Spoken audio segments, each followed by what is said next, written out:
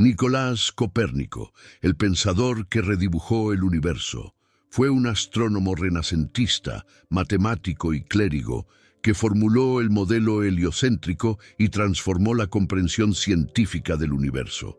Principales referencias usadas para la elaboración de este video: Copernicus, A Very Short Introduction de Owen Gingerich, y Nicholas Copernicus, Making the Earth a Planet de Owen Gingerich. Gracias por ver. Suscríbete al canal, hay videos nuevos todos los días. Soy Miguel y les voy a contar esta increíble historia. Capítulo 1. Infancia en Toruń y primeros vínculos con el conocimiento de 1473 a 1489. Nicolás Copérnico nació en la ciudad hanseática de Toruń durante el invierno de 1473. Cuando la región formaba parte del Reino de Polonia y mantenía una intensa actividad comercial con o mar Báltico. Su familia pertenecía al grupo acomodado de mercaderes que participaba en el intercambio de cereales, telas y sal, actividades que aseguraban una vida estable en una urbe dinámica. Desde los primeros años, el ambiente urbano influyó en su percepción del mundo, porque las calles estrechas y los mercados repletos lo conectaron con distintas lenguas y acentos que circulaban por la ciudad. Su padre, también llamado Nicolás, administraba negocios vinculados al comercio exterior, lo que lo mantenía en contacto con rutas que atravesaban el Báltico y llegaban a puertos de influencia germánica. Aunque el joven aún no tenía edad para comprender la complejidad de estos intercambios, observaba el movimiento de mercancías y el tránsito de marineros, y esas imágenes contribuyeron a despertar su curiosidad sobre territorios lejanos. Su madre, Bárbara Watzenrod, pertenecía a una familia en ascenso político e intelectual dentro de la región, circunstancia que posteriormente sería decisiva para su formación académica. A mediados de la década de 1470, la ciudad aún reconstruía su estabilidad tras conflictos locales que habían afectado la economía. A pesar de ese entorno, la familia Copérnico conservó su posición social y promovió una educación sólida para sus hijos. El pequeño Nicolás, junto con sus hermanos Andrés y Bárbara, tuvo acceso temprano a maestros particulares que introducían nociones básicas de lectura, cálculo y moral cristiana. Estas lecciones eran impartidas en latín, la lengua culta que permitía el acceso a textos escolares y tratados religiosos. La muerte del padre, ocurrida hacia finales de la década de 1470, alteró el rumbo de la familia. Con la pérdida del principal sostén económico, la protección pasó a manos del tío materno, Lucas Watzenrode, una figura clave para el desarrollo del joven. Watzenrode, que más tarde sería obispo de Warmia, era un hombre formado en universidades centroeuropeas, conocedor de debates humanistas y firmemente comprometido con la educación de sus sobrinos. Su presencia garantizó que Nicolás creciera en un ambiente donde la disciplina, el estudio y el acceso a manuscritos académicos eran parte del cotidiano. La infancia de Copérnico transcurrió entre actividades escolares que reforzaban el dominio del latín y la inmersión en prácticas religiosas que marcaban el calendario urbano. Las celebraciones eclesiásticas, procesiones y festividades contribuían a moldear su visión del orden social, en el que la Iglesia tenía un papel determinante. Este contacto constante con instituciones religiosas preparó el terreno para su futura vinculación con el capítulo catedralicio de Warmia. Hacia los 10 años, su entorno comenzó a ampliarse a través del aprendizaje de aritmética elemental. Los maestros de Toruń introducían a los alumnos en el uso de tablillas de cálculo y operaciones básicas, fundamentales para gestionar asuntos comerciales. Aunque en esta etapa el joven no demostraba un interés específico por la observación del cielo, sí desarrollaba una afinidad por el razonamiento lógico, una habilidad que sería esencial para su etapa adulta. Durante su adolescencia temprana, las calles de Toruń ofrecían un contraste fascinante entre la vida práctica del comercio y la presencia de instituciones educativas ligadas a la tradición medieval. En ese contexto, la escuela parroquial de San Juan proporcionaba clases de gramática, retórica y canto litúrgico, áreas consideradas indispensables para quienes aspiraban a continuar estudios superiores. Copérnico destacó especialmente en el estudio del latín, lo que facilitaba la lectura de textos que circulaban entre clérigos y académicos de la región. La relación con su tío se intensificó en estos años. Wachenrodt se convirtió en un guía intelectual que le mostraba manuscritos provenientes de universidades como Cracovia y Leipzig. Aunque el joven no tenía edad para comprender la profundidad de esos contenidos, la exposición constante lo familiarizó con el ambiente intelectual europeo. Esa cercanía ilustra cómo Copérnico creció rodeado de debates que discutían la interpretación de textos aristotélicos y la organización del conocimiento medieval. Un aspecto relevante de esta fase fue su convivencia con estudiantes mayores que asistían a la casa de Wachenrodt. Estos jóvenes relataban experiencias universitarias y comentaban ideas que empezaban a circular entre los humanistas del norte de Europa. A través de estas conversaciones, Copérnico escuchó por primera vez nociones sobre la estructura del cosmos basadas en la tradición ptolemaica, aunque sin comprender todavía la magnitud de esas teorías. Este contacto temprano lo acercó a conceptos que más tarde examinaría con detenimiento. Las actividades cotidianas incluían copiar textos breves para ejercitar la caligrafía, práctica necesaria en un mundo donde los manuscritos seguían siendo la base del estudio. Estas tareas reforzaban la paciencia y la precisión, cualidades que posteriormente aplicarían en sus registros astronómicos. El ambiente doméstico, organizado alrededor de libros religiosos y tratados básicos, fue determinante para moldear su estilo reflexivo. En el ámbito social, Toruń continuaba expandiéndose como un punto comercial que recibía influencias de diversas regiones europeas. El tránsito de mercaderes introducía relatos sobre fenómenos naturales observados en otros puertos. Estas conversaciones eran frecuentes en tabernas y plazas, y aunque el joven no participaba directamente, escuchaba historias que despertaban preguntas sobre la naturaleza y el movimiento de los astros. Este interés inicial no tenía todavía forma científica, pero alimentaba una percepción cada vez más compleja del mundo. Hacia finales de la década de 1480, Copérnico comenzó a recibir preparación formal para ingresar a una institución superior. Los maestros intensificaron las lecciones de gramática y ortografía, además de ejercicios de argumentación que buscaban desarrollar la capacidad de análisis. Ese entrenamiento era necesario para ingresar a la Universidad de Cracovia, uno de los centros académicos más reconocidos de Europa Oriental.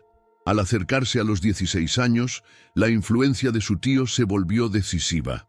Wachenrodt planeaba para él y para su hermano Andrés una trayectoria clerical que garantizara estabilidad y prestigio en el ámbito eclesiástico. La decisión de enviarlo a Cracovia respondía a esta visión estratégica, porque en esa universidad podía acceder a estudios que combinaban matemáticas, filosofía natural y teología, áreas indispensables para quienes aspiraban a cargos dentro de la Iglesia. La partida hacia Cracovia representó la transición de una vida marcada por la disciplina familiar y la educación local hacia un ambiente académico más amplio.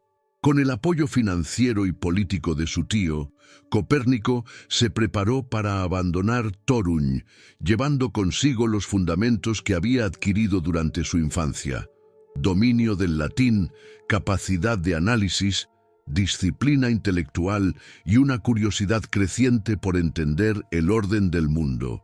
Ese conjunto de experiencias convirtió la infancia y adolescencia temprana de Copérnico en una etapa formativa decisiva. Fueron años en los que se consolidó una base sólida para su desarrollo posterior, tanto en el ámbito religioso como en el intelectual. A partir de 1489 iniciaría una nueva fase que lo llevaría a descubrir matemáticas, astronomía y las corrientes humanistas que transformaban el pensamiento europeo. Capítulo 2. Formación en Cracovia y el descubrimiento de la astronomía de 1489 a 1496. Nicolás Copérnico llegó a Cracovia hacia finales de 1489, cuando la ciudad era uno de los centros académicos más activos del Reino de Polonia. La Universidad de Cracovia, fundada en el siglo XIV, había recuperado prestigio gracias a la presencia de maestros interesados en las matemáticas, la filosofía natural y el humanismo. Para un joven formado en escuelas parroquiales, el ambiente universitario resultaba profundamente estimulante, porque reunía estudiantes procedentes de distintas regiones de Europa Oriental.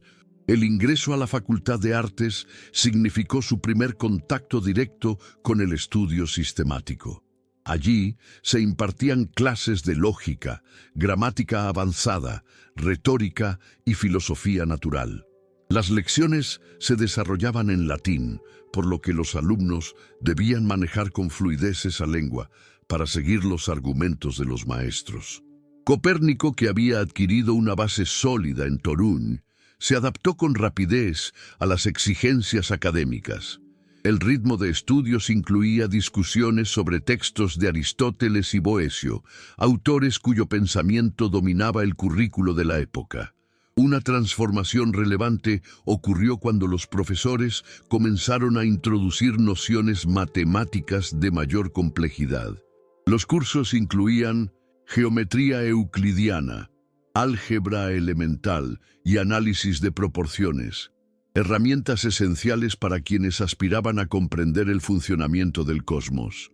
En estas sesiones, los estudiantes aprendían a razonar con precisión y a elaborar demostraciones que exigían disciplina intelectual. Copérnico mostró especial habilidad para este tipo de razonamiento, aunque todavía no tenía una orientación específica hacia la astronomía. Cracovia ofrecía espacios donde se reunían manuscritos recientes que circulaban entre académicos y clérigos. La biblioteca universitaria conservaba tratados que comentaban obras árabes traducidas al latín, como las versiones de Almagesto basadas en la tradición ptolemaica. Estas fuentes explicaban los movimientos aparentes de los astros mediante sistemas de esferas celestes y modelos geométricos.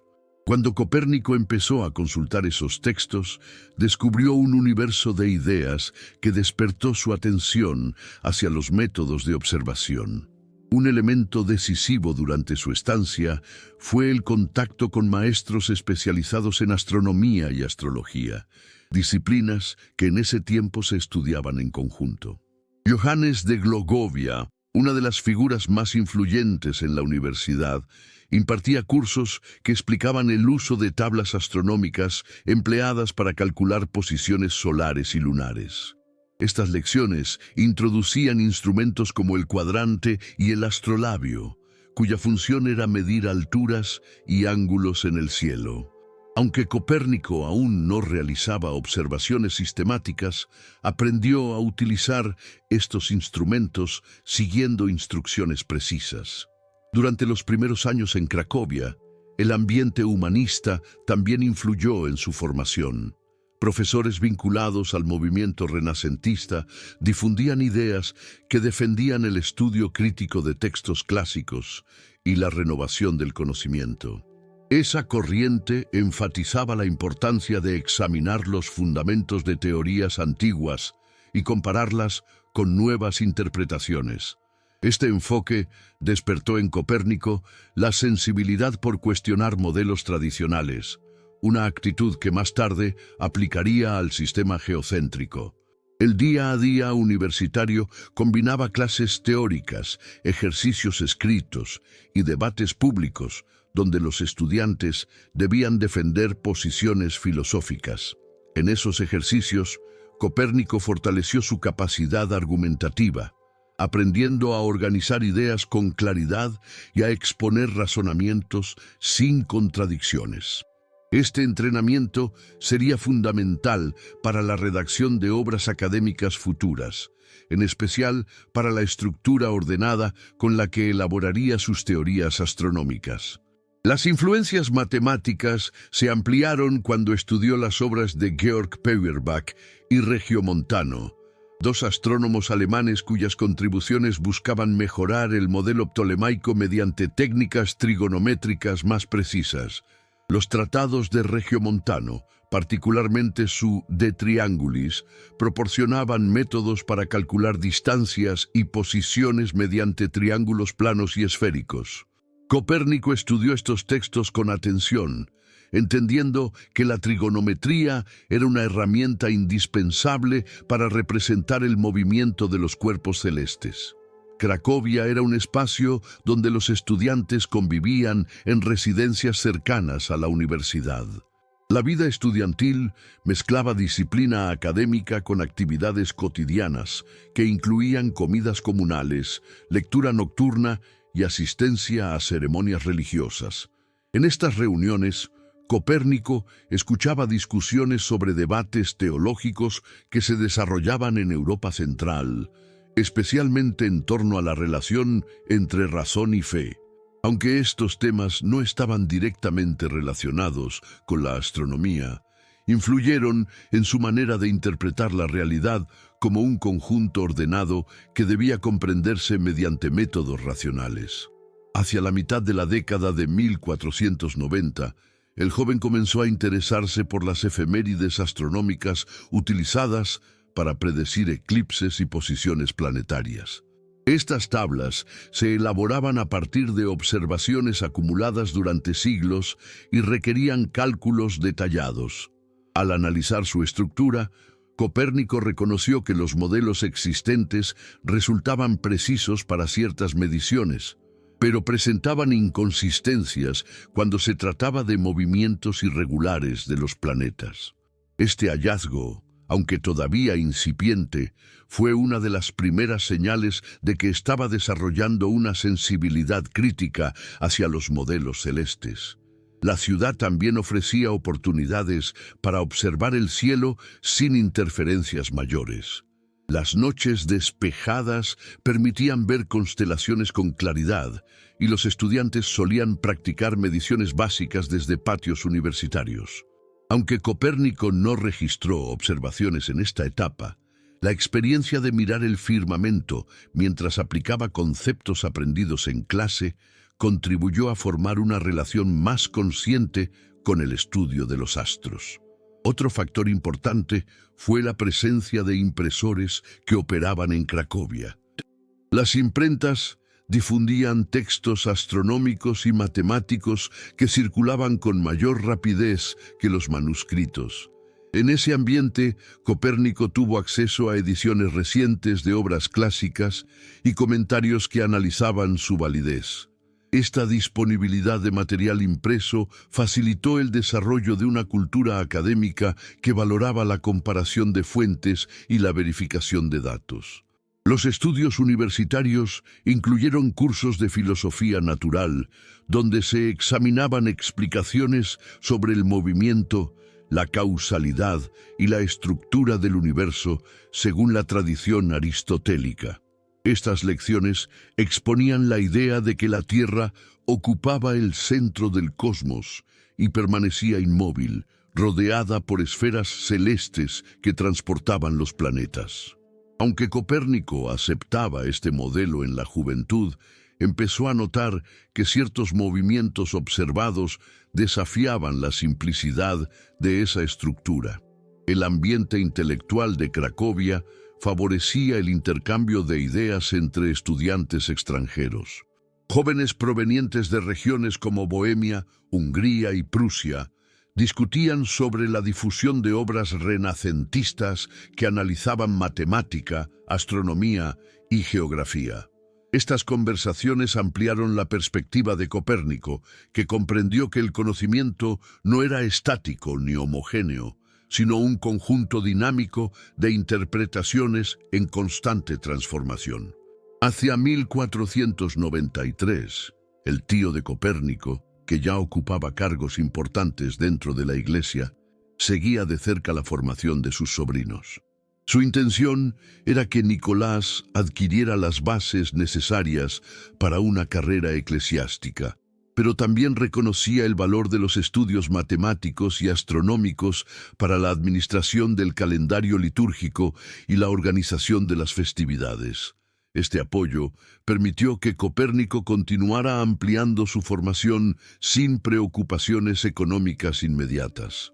A medida que avanzaba en su aprendizaje, el joven comenzó a estudiar tratados sobre cosmografía, disciplina que analizaba la posición relativa de los continentes y su relación con los cuerpos celestes. Estos textos conectaban nociones de geografía con cálculos astronómicos, lo que reforzó su percepción de que las matemáticas podían explicar fenómenos naturales con precisión creciente.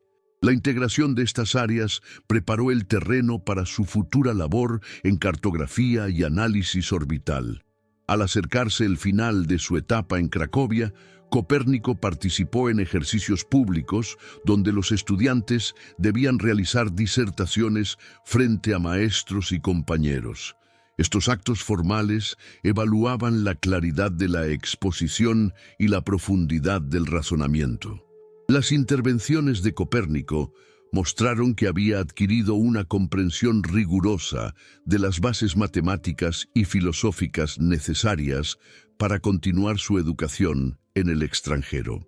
Hacia 1496, concluyó su formación en Cracovia sin obtener un grado formal, hecho común entre quienes buscaban completar sus estudios en universidades italianas, consideradas las más prestigiosas en medicina, derecho y astronomía. La decisión de viajar a Italia marcó un punto de inflexión en su trayectoria, porque ese desplazamiento lo introduciría en ambientes donde el humanismo renacentista estaba transformando la manera de entender la naturaleza. Con el apoyo de su tío y la preparación adquirida en Cracovia, Copérnico emprendió el camino hacia una nueva etapa que ampliaría su horizonte intelectual. Capítulo 3. Estudios en Italia y expansión intelectual, de 1496 a 1503. El viaje de Nicolás Copérnico a Italia comenzó hacia 1496, impulsado por el propósito de profundizar su formación en un territorio donde el humanismo florecía con intensidad. Las ciudades universitarias italianas reunían a maestros especializados en derecho, medicina, matemáticas y filosofía natural, por lo que atraían a estudiantes de todo el continente.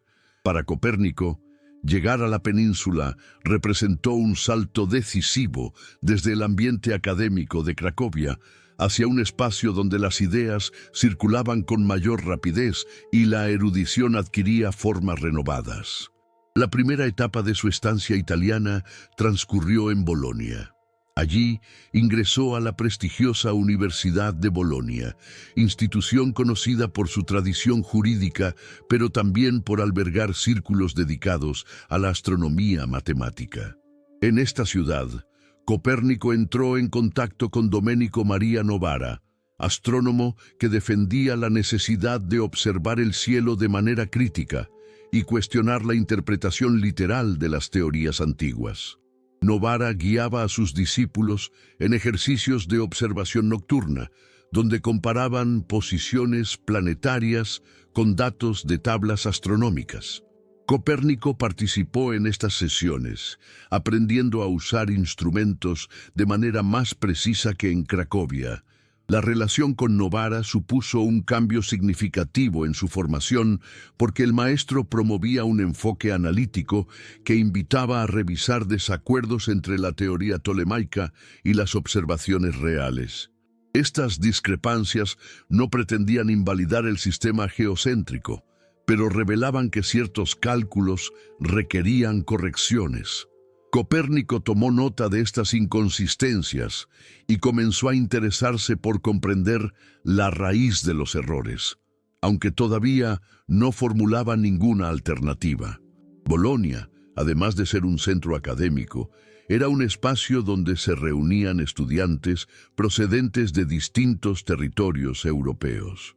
Las discusiones en residencias estudiantiles trataban sobre nuevas ediciones impresas de textos clásicos y comentarios humanistas. Copérnico asistía a estas reuniones donde se hablaba de astronomía, filosofía y cuestiones jurídicas. Estas conversaciones lo expusieron a perspectivas diversas que reforzaron su hábito de comparar fuentes y examinar argumentos con detenimiento.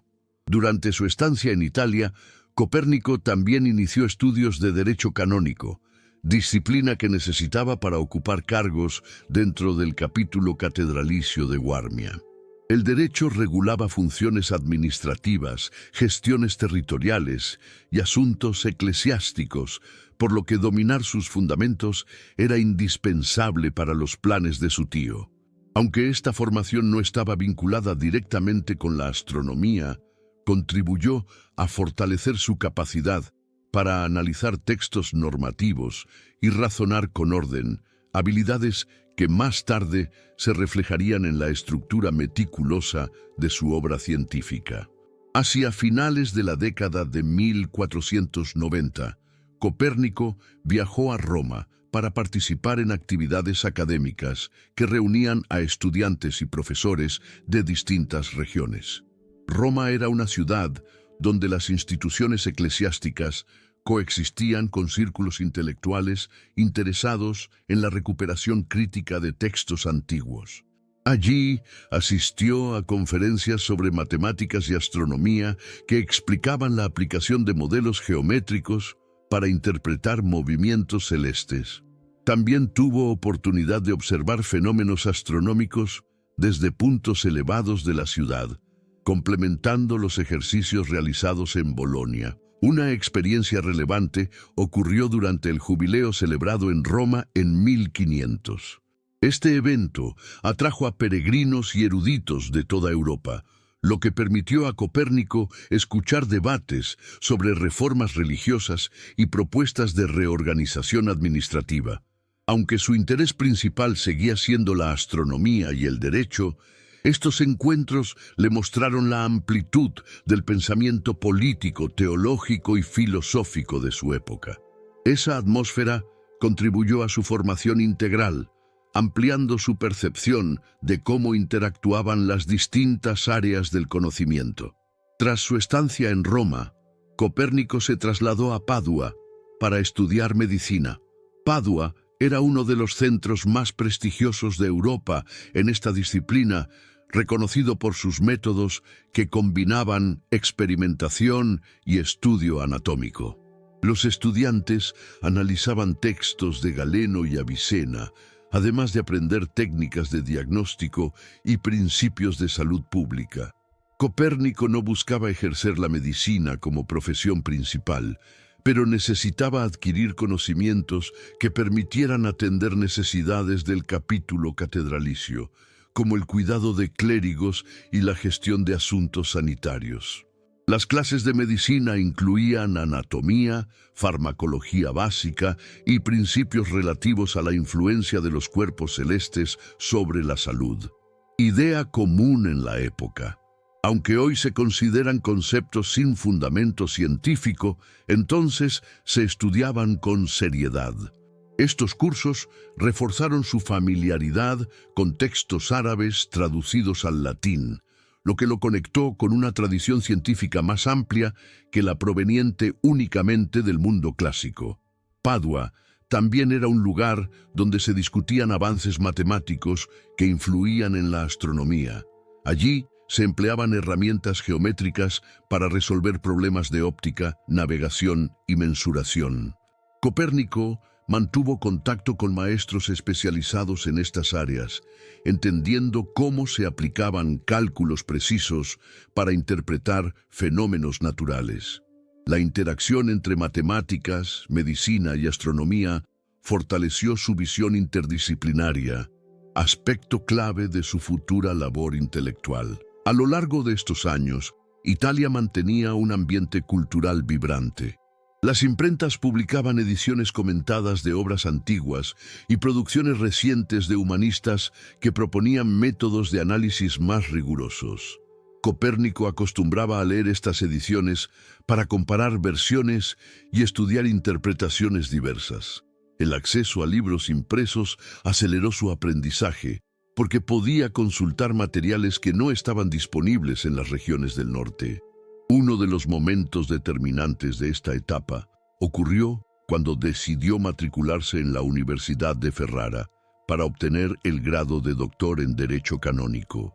En 1503 presentó los exámenes requeridos y recibió el título formal, logro que consolidó su posición académica y lo habilitó para desempeñar funciones eclesiásticas de mayor responsabilidad. Aunque este grado no se relacionaba directamente con la astronomía, representaba una condición necesaria para equilibrar su carrera entre la Iglesia y la investigación científica. Durante sus años en Italia, Copérnico observó que los modelos astronómicos necesitaban una revisión más profunda.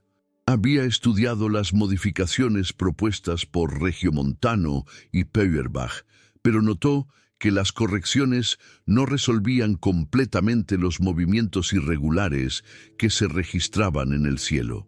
En conversaciones con otros estudiantes y maestros, surgieron reflexiones sobre la posibilidad de reorganizar las explicaciones celestes, aunque esas discusiones no ofrecían alternativas concretas.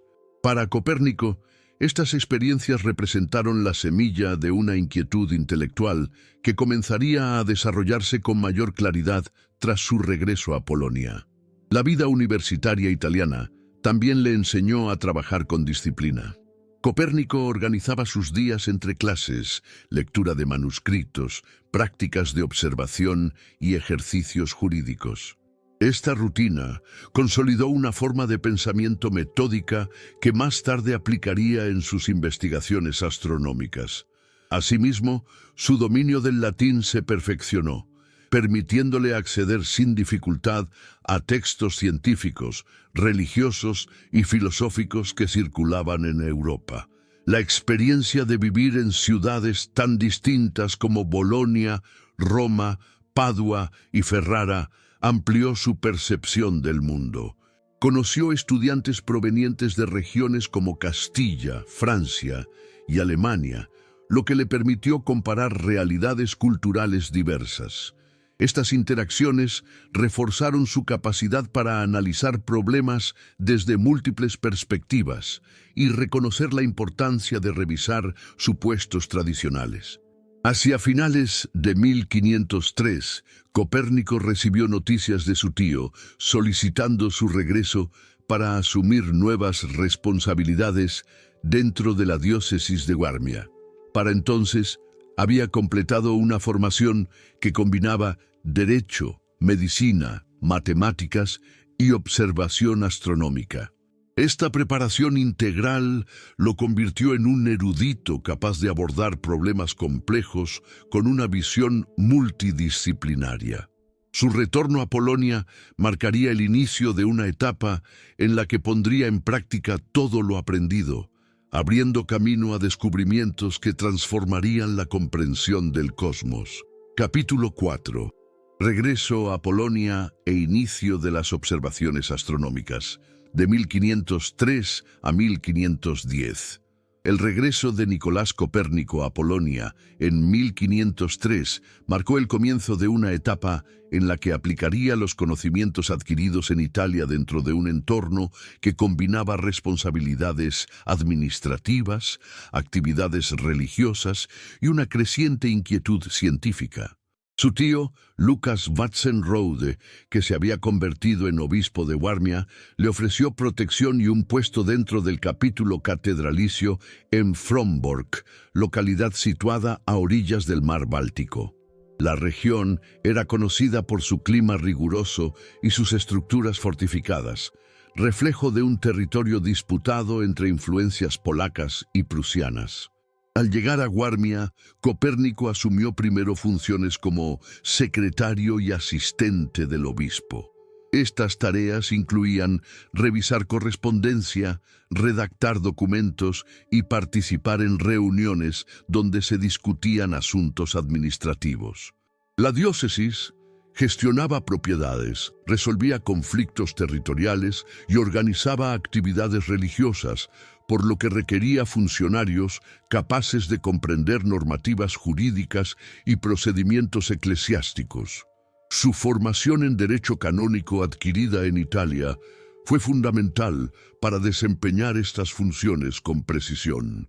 Durante estos años, Copérnico también comenzó a involucrarse en cuestiones económicas que afectaban la administración de tierras pertenecientes al capítulo. Esto incluía supervisar transacciones agrícolas, verificar registros contables y participar en negociaciones con comunidades locales. Estas labores exigían exactitud matemática y capacidad para interpretar datos con coherencia, lo que reforzó su hábito de organizar información de manera estructurada. Aunque estas actividades parecían alejadas de la astronomía, contribuyeron a desarrollar un pensamiento ordenado que influiría en su metodología científica. Mientras cumplía con sus responsabilidades eclesiásticas, el interés por la observación celeste comenzó a ocupar parte de sus noches. Fromborg, situada en una elevación cercana a la costa, ofrecía vistas despejadas del firmamento, especialmente durante el invierno, cuando el aire frío proporcionaba cielos más transparentes. Copérnico instaló de manera progresiva instrumentos básicos como un cuadrante y una vara de observación, herramientas suficientes para medir alturas angulares de estrellas y planetas. Aunque no dejó registros extensos de esta primera etapa, es claro que desarrolló prácticas sistemáticas que incluían comparar observaciones propias con datos de tablas existentes. Un acontecimiento importante durante este periodo fue la elaboración de documentos para reorganizar el calendario litúrgico local. Este trabajo exigía revisar ciclos lunares, fechas de equinoccios y períodos festivos.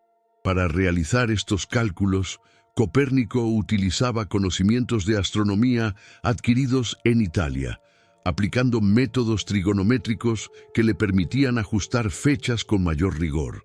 Esta experiencia reforzó su comprensión de la relación entre observaciones astronómicas y actividades administrativas, integrando disciplinas que a primera vista parecían separadas. Además de sus responsabilidades en Fromborg, Copérnico pasó temporadas en Lidzbark, residencia oficial del obispo Vatsen-Rode. Allí se reunía con clérigos, juristas y representantes locales, participando en discusiones que trataban sobre política regional, asuntos fiscales y organización territorial. En estos encuentros, aprendió a manejar situaciones complejas que requerían conciliación y análisis racional. Estas habilidades influyeron en su capacidad para presentar sus ideas astronómicas con prudencia y claridad, evitando confrontaciones innecesarias con autoridades que defendían modelos tradicionales. Uno de los aspectos más significativos de estos años fue su exposición constante a tratados astronómicos que circulaban en la biblioteca del capítulo catedralicio. Copérnico consultó obras de autores medievales que comentaban el sistema ptolemaico, intentando comprender la estructura geométrica que explicaba los movimientos aparentes de los planetas. Aunque todavía no formulaba una alternativa, comenzó a identificar problemas técnicos dentro del modelo, especialmente en relación con la complejidad de los epiciclos y diferentes necesarios para explicar variaciones irregulares. La vida cotidiana en Warmia mostraba un ritmo distinto al de las ciudades italianas. Frombork era un poblado tranquilo donde las actividades se organizaban alrededor de la catedral fortificada. El clima frío y las largas noches invernales favorecían sesiones de observación más prolongadas. Copérnico utilizaba estas condiciones para medir posiciones de estrellas fijas, mejorar su habilidad con instrumentos y comparar datos tomados en diferentes momentos del año. Aunque sus observaciones aún eran preliminares, este trabajo preparó su mente para analizar el cielo con una atención cada vez más rigurosa. En 1507 recibió un nombramiento como canónigo, posición que le otorgaba mayor estabilidad económica y autoridad dentro del capítulo. Este cargo implicaba tareas adicionales, como la gestión de bienes religiosos y la participación en asambleas donde se tomaban decisiones importantes para la diócesis. La nueva responsabilidad fortaleció su relación con la estructura eclesiástica, asegurándole un espacio desde el cual podría desarrollar investigaciones sin presiones económicas inmediatas. Una actividad significativa durante este tiempo fue su labor como asesor médico del capítulo. Aunque no ejercía la medicina de manera profesional, aplicaba conocimientos adquiridos en Padua para atender problemas de salud entre clérigos y trabajadores. Esta ocupación le permitió mantener contacto con tratados que analizaban fenómenos naturales desde una perspectiva médica y astronómica. La medicina renacentista consideraba que ciertos ritmos biológicos estaban relacionados con posiciones planetarias, por lo que estos estudios complementaban su comprensión del cielo desde un ángulo distinto. Durante este periodo, también produjo trabajos de carácter económico que mostraban su dominio matemático. Elaboró un estudio sobre la estabilidad monetaria en la región, analizando fluctuaciones de monedas y proponiendo métodos para prevenir devaluaciones. Este documento circuló entre autoridades locales y demostró su capacidad para aplicar razonamientos matemáticos a problemas concretos. Aunque no estaba directamente relacionado con la astronomía, reforzaba su reputación como erudito versátil y competente. A medida que avanzaban los años, Copérnico comenzó a desarrollar una reflexión más profunda sobre la estructura del cosmos. Sus observaciones y los cálculos revisados lo llevaron a cuestionar la necesidad de asumir que la Tierra ocupaba el centro del universo. Estas dudas no se expresaban de manera pública, pero sí aparecían en notas marginales y borradores donde analizaba discrepancias entre teoría y observación. Este proceso intelectual no surgió de una ruptura repentina, sino de una acumulación de evidencia que despertaba inquietudes cada vez más fuertes. La relación con su tío continuó siendo fundamental durante esta etapa. Aunque Watson Road no participaba directamente en debates astronómicos, apoyaba la formación intelectual de su sobrino y lo alentaba a desarrollar sus capacidades. Este respaldo permitió que Copérnico dedicara tiempo significativo a estudios matemáticos y observacionales sin abandonar sus obligaciones eclesiásticas. Esta libertad de acción fue crucial para que pudiera avanzar en ideas que más tarde transformarían el conocimiento astronómico. Hacia 1509, Copérnico inició intercambios epistolares con eruditos interesados en cuestiones matemáticas y cosmográficas.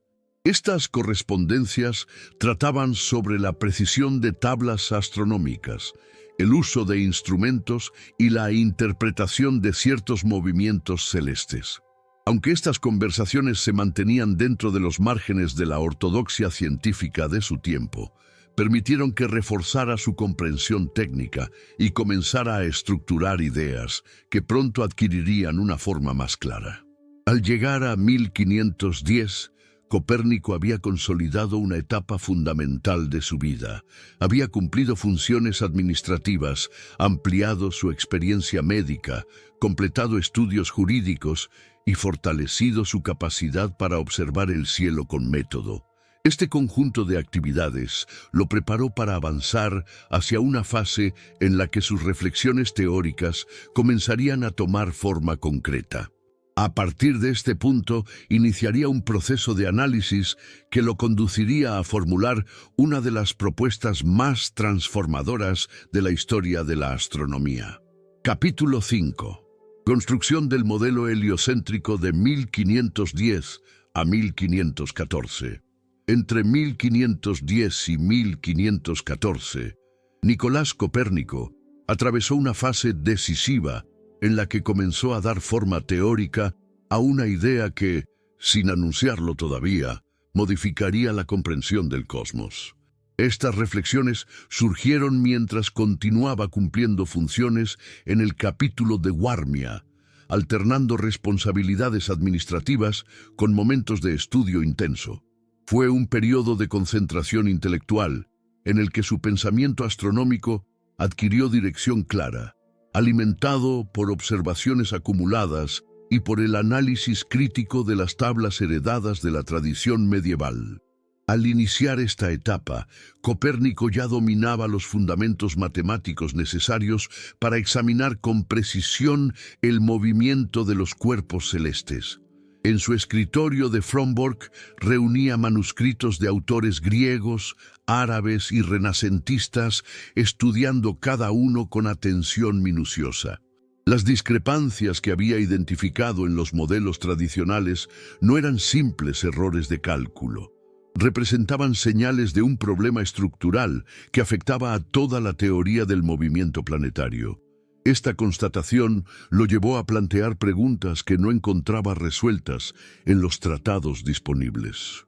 Uno de los aspectos que llamó su atención fue la complejidad creciente del modelo ptolemaico. Para explicar las variaciones observadas en las trayectorias de los planetas, los astrónomos de generaciones anteriores habían añadido movimientos circulares adicionales llamados epiciclos.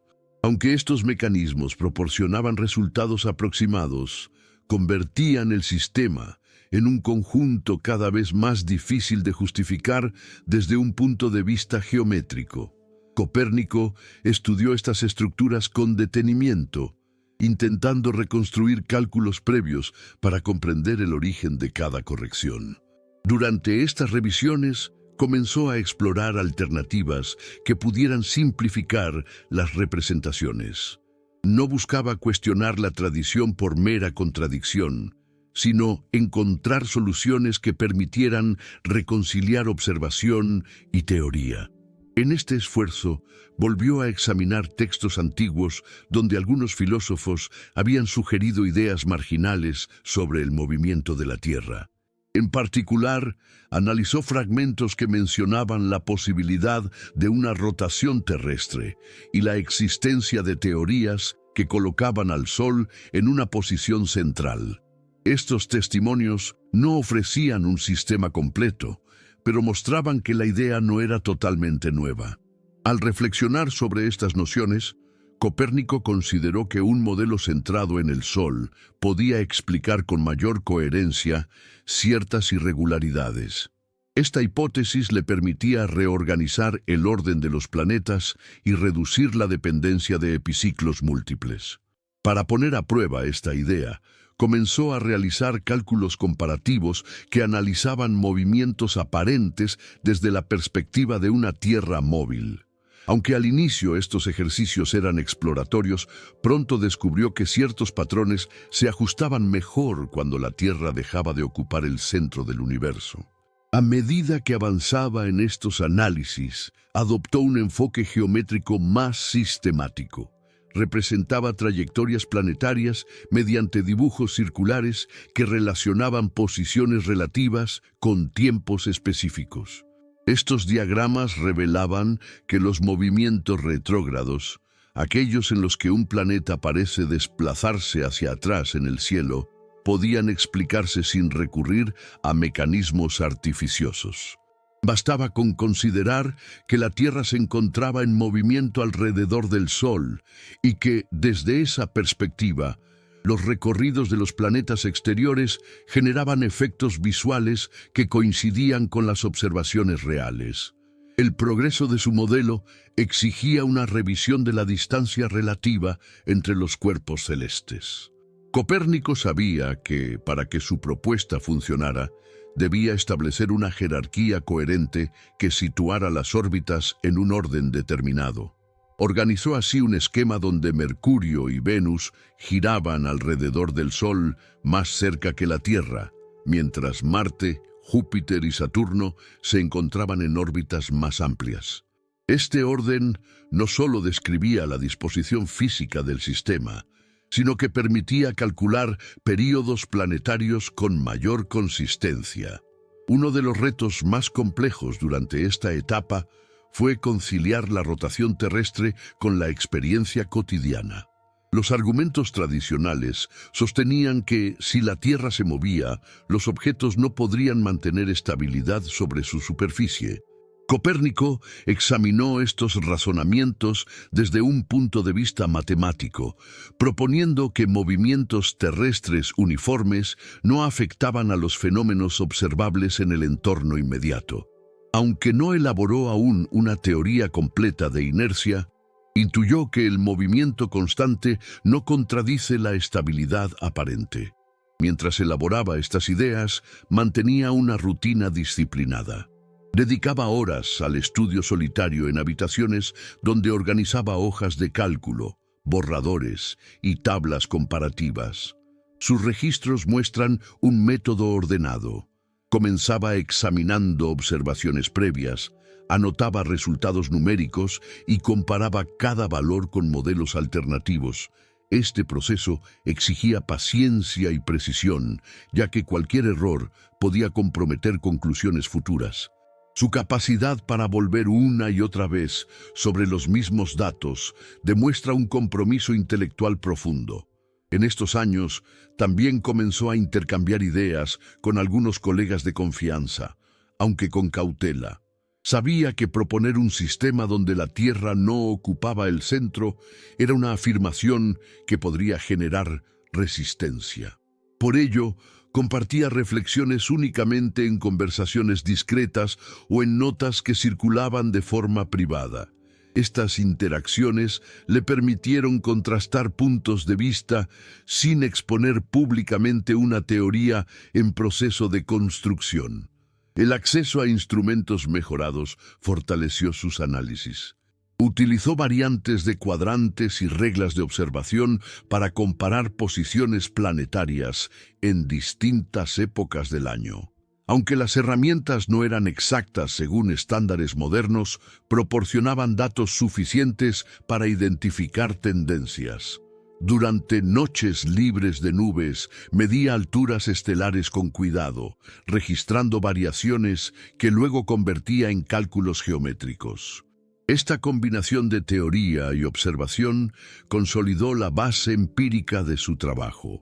Un acontecimiento clave surgió al comprender que la sucesión de estaciones podía explicarse de manera más simple mediante un globo terrestre en movimiento alrededor del Sol. El modelo geocéntrico recurría a estructuras complejas para justificar variaciones climáticas y la inclinación del eje terrestre. Copérnico evaluó estas explicaciones y concluyó que la hipótesis heliocéntrica ofrecía una solución más armoniosa. Este hallazgo reforzó su convicción de que estaba avanzando en una dirección prometedora. Durante este periodo, también aplicó conocimientos de trigonometría desarrollados por Regiomontano. Estas herramientas le permitieron mejorar cálculos de distancias relativas y ajustar períodos orbitales con mayor exactitud.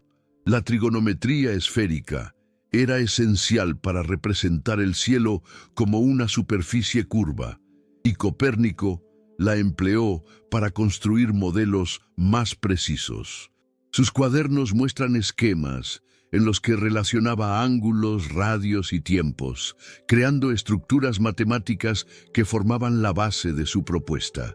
El avance de su pensamiento lo llevó a redactar notas que constituían un primer bosquejo de su teoría heliocéntrica.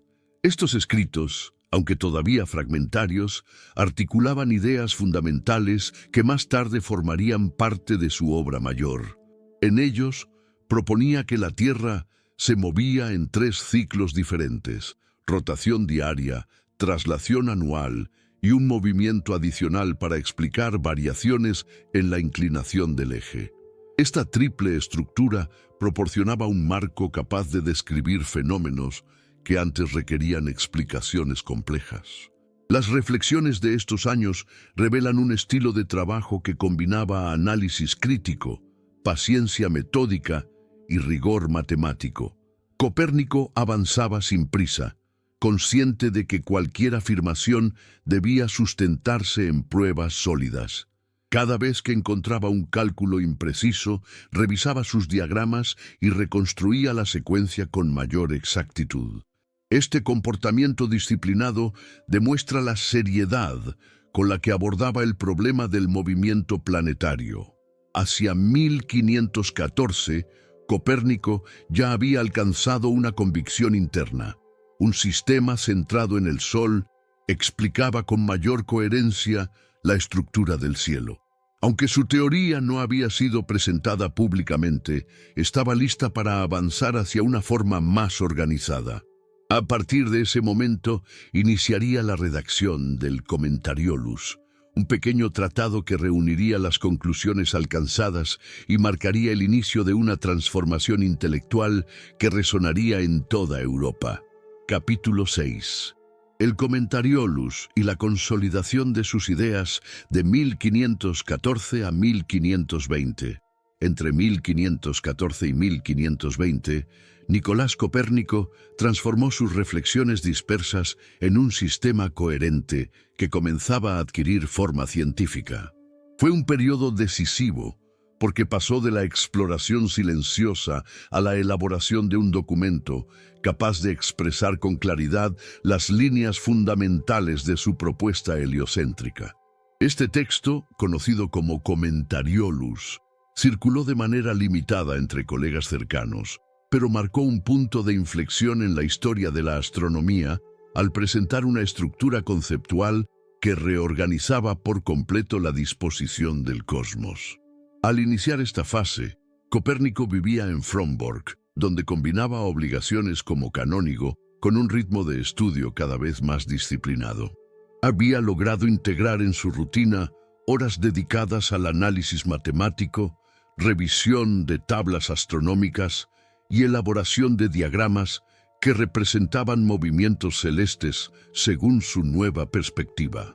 El proceso de consolidación de sus ideas exigía precisión extrema, ya que debía demostrar que su teoría no solo era plausible, sino también capaz de ofrecer resultados más simples y ordenados que el modelo tradicional. El Commentariolus surgió como un resumen breve destinado a presentar los principios esenciales del nuevo sistema. No pretendía ser una obra extensa ni exhaustiva. Su función era comunicar una propuesta general dirigida a lectores con formación en matemáticas y astronomía. En este texto, Copérnico organizó su teoría en 7 principios fundamentales que establecían la movilidad terrestre, la centralidad del Sol y el orden de los planetas alrededor de éste. La estructura del manuscrito revelaba un pensamiento maduro, capaz de formular argumentos lógicos basados en datos observacionales y cálculos geométricos. Uno de los principios más importantes del tratado afirmaba que la Tierra no era el centro del universo, sino un cuerpo que giraba alrededor del Sol en un ciclo anual. Esta afirmación reorganizaba la percepción del cosmos, porque desplazaba al planeta de la posición privilegiada que había ocupado durante siglos. Copérnico también propuso que la rotación terrestre explicaba la sucesión del día y la noche, mientras que la traslación justificaba las variaciones estacionales. Estas ideas ofrecían un marco más simple para fenómenos que habían sido interpretados mediante mecanismos complicados del modelo geocéntrico. La elaboración del Commentariolus exigió revisar de nuevo cálculos realizados durante los años anteriores. Copérnico comparó posiciones planetarias, consultando tablas medievales, filtrándolas mediante nuevos métodos para ajustar valores que parecían inconsistentes.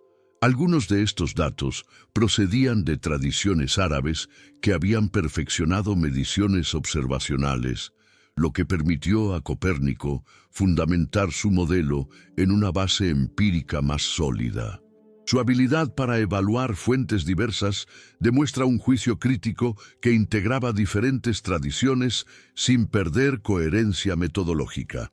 Durante estos años, la correspondencia con eruditos afines desempeñó un papel relevante.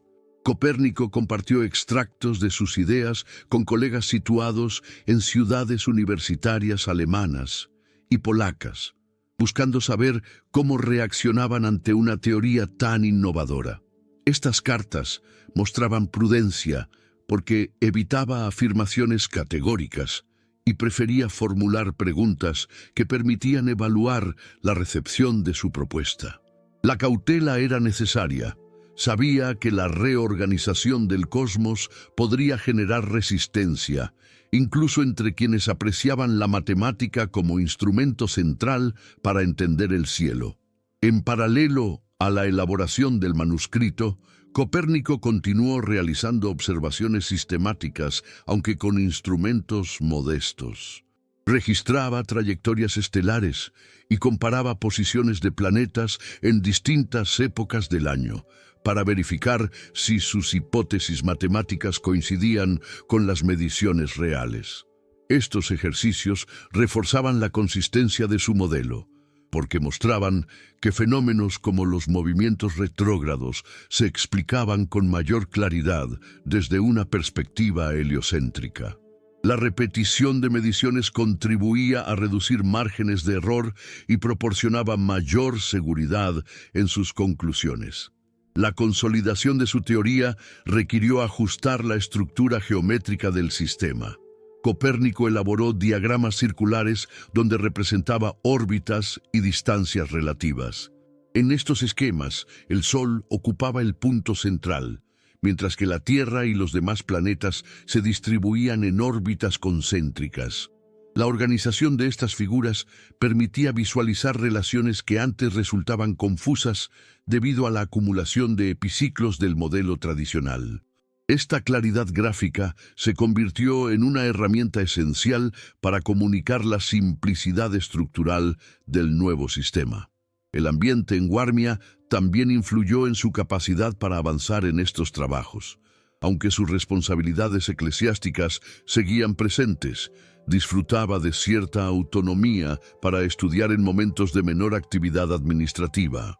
El clima frío, característico de la región, favorecía largas horas de lectura y análisis en interiores, donde organizaba documentos, cálculos y anotaciones.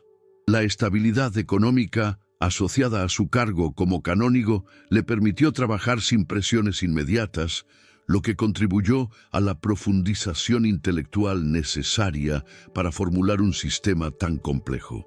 Durante esta etapa, Copérnico comenzó a considerar cómo presentar su teoría de manera diplomática. Sabía que la astronomía tradicional estaba fuertemente vinculada a la filosofía natural aristotélica, y cualquier propuesta que alterara el orden cósmico debía argumentarse con una solidez que redujera la posibilidad de rechazo. Por este motivo, el Commentariolus no incluía afirmaciones polémicas en tono categórico. Más bien, ofrecía principios racionales basados en la simplicidad matemática y la coherencia geométrica. Este enfoque estratégico evitaba confrontaciones prematuras. Las relaciones familiares también influyeron en su ritmo de trabajo. En estos años, su tío Watson Rodd continuaba desempeñando funciones como obispo, lo que garantizaba un ambiente estable para el desarrollo intelectual de Copérnico. Aunque el obispo no participaba directamente en debates astronómicos, su protección proporcionaba seguridad institucional frente a posibles cuestionamientos. Este respaldo resultó crucial para que Copérnico pudiera avanzar sin interrupciones en la redacción de manuscritos que más tarde servirían como base para su obra principal. La circulación limitada del Commentariolus permitió que sus ideas comenzaran a difundirse en ambientes especializados. Quienes tuvieron acceso al tratado reconocieron la audacia de la propuesta, aunque la mayoría lo recibió con cautela. Algunos eruditos apreciaron la organización matemática del sistema, mientras que otros consideraron que requería pruebas más contundentes. Copérnico aceptó estas reacciones como parte del proceso de maduración de su teoría, sin apresurarse a publicarla de manera amplia. En estos años también surgieron inquietudes sobre cómo desarrollar una versión ampliada de su propuesta. El Commentariolus era apenas un esbozo. Su visión completa exigía elaborar un tratado mayor que incluyera fundamentos matemáticos, demostraciones geométricas y análisis detallados de observaciones. Copérnico comenzó a escribir borradores iniciales de capítulos que más tarde integrarían su obra De Revolutionibus Orbium Coelestium, aunque aún faltaban décadas para que ese libro adquiriera forma definitiva. Entre 1514 y 1520, el pensamiento de Copérnico alcanzó una madurez que lo llevó a consolidar la estructura general de su sistema solar. La claridad conceptual lograda en esta etapa se convirtió en la base sobre la cual construiría el cuerpo matemático de su obra posterior. Con el Commentariolus completado y circulando de manera privada, Copérnico había dado el primer paso hacia una revolución científica que, aunque silenciosa en sus inicios, transformaría de manera profunda la astronomía europea. Capítulo 7. Años de trabajo reservado y perfeccionamiento de cálculos de 1520 a 1530. Entre 1520 y 1530, Nicolás Copérnico atravesó uno de los periodos más silenciosos y al mismo tiempo más productivos de su trayectoria intelectual. Fueron años dominados por una labor meticulosa: revisar cálculos, corregir tablas heredadas, comparar observaciones propias con registros antiguos y, sobre todo, ajustar la arquitectura matemática de un sistema heliocéntrico que ya había delineado en el Commentariolus. Aunque no publicó nada durante esta década, su escritorio en Frombork se convirtió en un laboratorio donde cada cifra, cada ángulo y cada esquema revelaban pasos cruciales hacia la consolidación de su proyecto científico. El inicio de esta etapa coincidió con transformaciones políticas en Warmia. Tras la muerte de su tío, el obispo Lucas Watson Rode, en 1519, Copérnico perdió a una figura protectora que le había proporcionado estabilidad institucional. A pesar de esta pérdida, conservó su posición como canónigo y mantuvo un nivel de independencia que le permitió continuar sus investigaciones. Las nuevas autoridades respetaron su papel en el capítulo, lo que le dio margen para reorganizar tareas administrativas y destinar más tiempo al estudio. En estos años, Copérnico trabajó en perfeccionar la estructura geométrica de su sistema, revisaba diagramas planetarios elaborados durante la década anterior, pero ahora con el propósito de convertirlos en modelos matemáticos más consistentes. Su objetivo era lograr que cada componente del sistema, órbitas, radios, periodos, mostrara una armonía que evitara contradicciones internas. Para ello elaboró secuencias comparativas entre posiciones registradas en diferentes épocas, cotejando valores que procedían de tradiciones árabes, observaciones medievales y mediciones propias. Esta integración de fuentes refleja su capacidad para evaluar materiales diversos sin perder rigor. Además de las tareas matemáticas, Copérnico se dedicó a reinterpretar fenómenos astronómicos observados a simple vista. Sabía que movimientos como la retrogradación de Marte, Júpiter y Saturno podían explicarse con mayor claridad desde una perspectiva heliocéntrica, pero necesitaba demostrarlo mediante cálculos sólidos. Por esta razón, reconstruyó trayectorias completas de estos planetas a lo largo de ciclos enteros, creando gráficos circulares que relacionaban posición y tiempo. Estas representaciones visuales le permitían identificar patrones regulares que fortalecían su hipótesis. En paralelo, desarrolló una reorganización de la distancia relativa entre los cuerpos celestes. Su modelo exigía una estructura coherente en la que cada planeta ocupara una órbita particular alrededor del Sol. Para definir estas órbitas, aplicó herramientas de trigonometría esférica estudiadas en Cracovia y en Italia, ajustando ángulos de elongación y valores derivados de diferencias en brillo aparente. Aunque no disponía de instrumentos capaces de medir distancias absolutas, logró establecer una jerarquía ordinal que permitía calcular períodos orbitales con notable precisión para los estándares de la época. Durante esta década, las actividades en Frombork se desarrollaban en un ambiente tranquilo que favorecía su trabajo. Las torres de la catedral ofrecían espacios adecuados para observar el cielo sin obstáculos importantes. A menudo instalaba instrumentos básicos en balcones elevados, midiendo alturas estelares en noches despejadas. Aunque sus herramientas no alcanzaban exactitud moderna, le permitían obtener datos comparables con registros antiguos.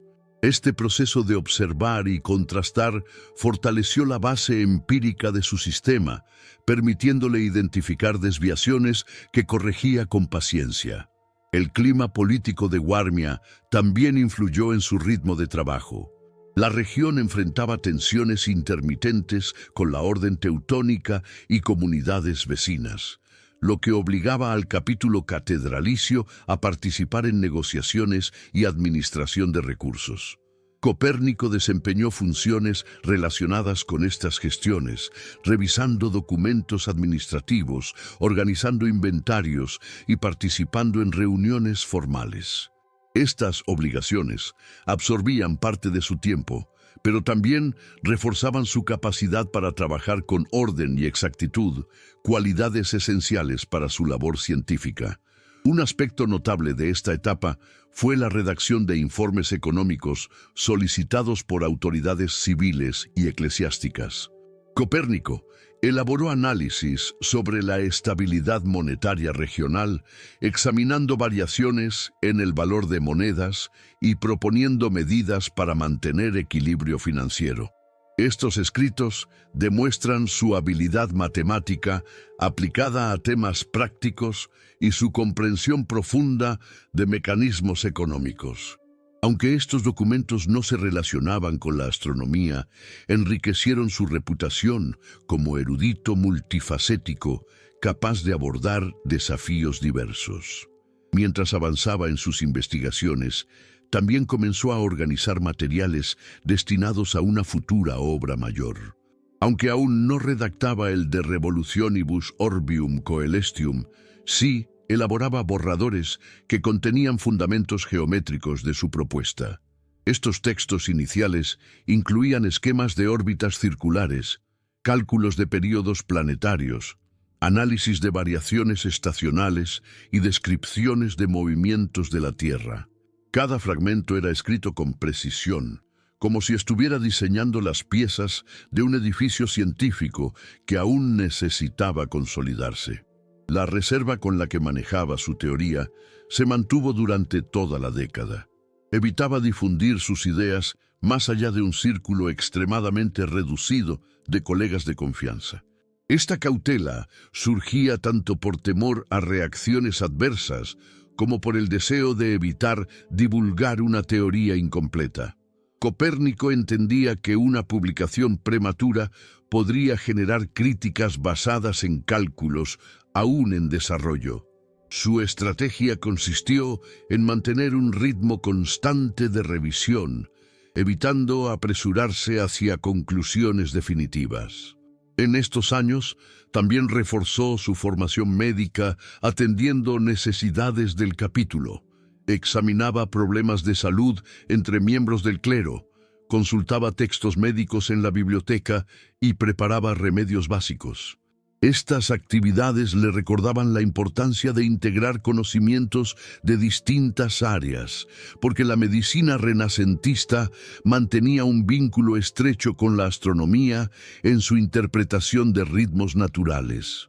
Aunque no compartía todas las premisas de esa relación, sí reconocía la utilidad de comprender conceptos que ampliaban su visión del mundo. Uno de los momentos significativos de esta década ocurrió cuando comenzó a realizar ajustes importantes en el modelo del Commentariolus. Algunos cálculos previos necesitaban mayor exactitud, por lo que reescribió secciones completas verificando cada cifra mediante comparaciones cruzadas con fuentes antiguas y observaciones recientes. Este proceso de revisión incrementó la solidez del sistema porque eliminó inconsistencias que habían pasado desapercibidas en etapas iniciales. La vida cotidiana en Warmia continuaba marcada por las estaciones. Los inviernos fríos obligaban a largas jornadas en interiores, donde Copérnico trabajaba rodeado de manuscritos, instrumentos y cuadernos. Durante el verano, en cambio, realizaba observaciones más frecuentes desde las elevaciones de Frombork. Esta alternancia entre reflexión teórica y observación directa fortalecía su comprensión del cielo como un conjunto ordenado cuya dinámica podía representarse mediante modelos matemáticos. Hacia 1528, Copérnico comenzó a considerar la posibilidad de ampliar su círculo de discusión académica. Algunos colegas, al enterarse de su trabajo, solicitaron copias del Commentariolus y plantearon preguntas sobre su método. Estas solicitudes lo motivaron a reflexionar sobre la necesidad de elaborar una obra más extensa que explicara su teoría con fundamento matemático suficiente. Sin embargo, seguía sin tener prisa, convencido de que toda afirmación debía justificarse mediante demostraciones rigurosas, no mediante impresiones o intuiciones. En 1530 había completado una década de trabajo metódico que consolidó los pilares matemáticos de su modelo heliocéntrico. Aunque su teoría no había sido presentada públicamente, el progreso alcanzado le permitió visualizar la estructura general de un tratado mayor. Esta base sólida lo preparó para los años siguientes, en los que su obra comenzaría a atraer la atención de círculos intelectuales más amplios. La madurez, alcanzada durante esta etapa silenciosa, se convertiría en fundamento indispensable para la redacción del manuscrito que transformaría la astronomía europea. Capítulo 8. Intercambios científicos y tensiones religiosas de 1530 a 1536. Entre 1530 y 1536, Nicolás Copérnico vivió un periodo marcado por dos fuerzas que avanzaban en direcciones distintas. Por un lado, el creciente interés de eruditos que deseaban conocer su teoría heliocéntrica. Por el otro, un ambiente político y religioso cada vez más tenso debido a transformaciones que afectaban a toda Europa central.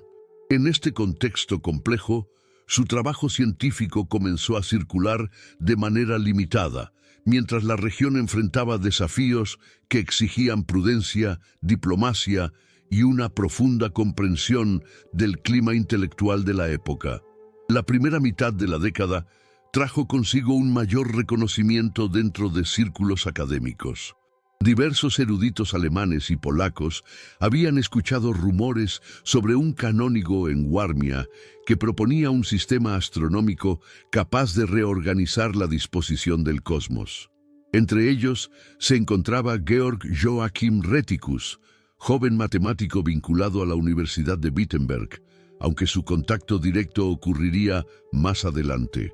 Antes de Rheticus, otros académicos hicieron llegar cartas solicitando aclaraciones sobre ciertos principios del Commentariolus.